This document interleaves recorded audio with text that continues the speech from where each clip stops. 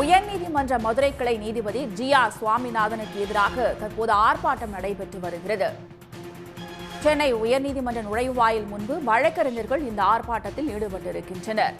நீதிபதி ஜி.ஆர். சுவாமிநாதனுக்கு எதிராக ஆர்ப்பாட்டம் நடைபெற்று வருகிறது. உயர்நீதிமன்ற மதுரை கிளை நீதிபதியாக இருக்கக்கூடிய ஜி.ஆர். சுவாமிநாதனை பதவி நீக்கம் செய்ய வேண்டும் என்றும் இந்த ஆர்ப்பாட்டத்தில் வலியுறுத்தப்பட்டு தற்போது ஆர்ப்பாட்டமானது நடைபெற்று வருகிறது.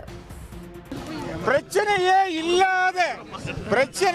இல்லாத ஒரு சூழ்நிலையை திருப்பரங்குன்றத்திலே ஒரு பிரச்சனையாக உருவாக்கி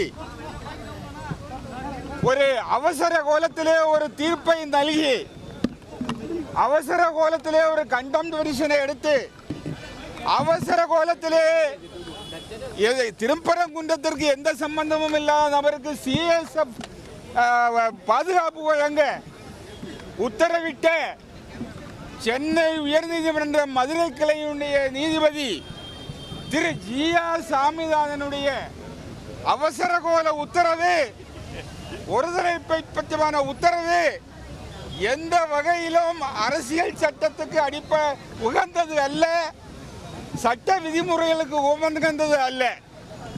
நீதிபதி திரு ஜி.ஆர். சாமிநாதன் அவர்கள் பதவியேற்ற காலத்திலிருந்தே பல பிரச்சனைக்குரிய தீர்ப்புகளை கூறி வருகிறார்.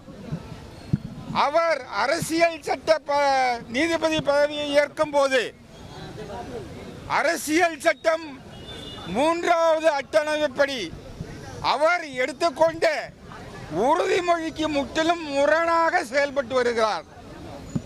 அரசியல் சட்டத்தையும் நாட்டில் உள்ள நீண்ட நெடிய சட்டங்களையும் உயர்நீதிமன்ற இருநபர் அமர்வின் முடிவுகளையும் தலைகீழாக மாற்றி அவசர கதியிலே பல தீர்ப்புகளை எழுதி வருகிறார்.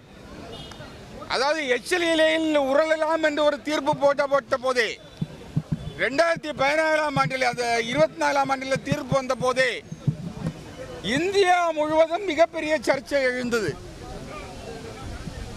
அதன் பின்னாலே 2015 ஜூலையில் அவர் அந்த இந்து சமய மாநாட்டில், அதாவது பண்டிதர்கள் மாநாடாம், வேதம் படித்தவர்கள் மாநாட்டில் அவருடைய நண்பரை எப்படி காப்பாற்றி விட்டார் என்று ஒரு கதையை சொல்லி வேதம் படித்தவர்களுக்கு தண்டனையே கிடைக்காது என்று பேசுகிறார். அதை ஒட்டிதான் வாஞ்சிநாதன் அவர்களுடைய பிரச்சனையும் வந்தது. நீதிமன்றத்திலே அவர் நீ ஒரு கோழையா என்று கேட்டார்.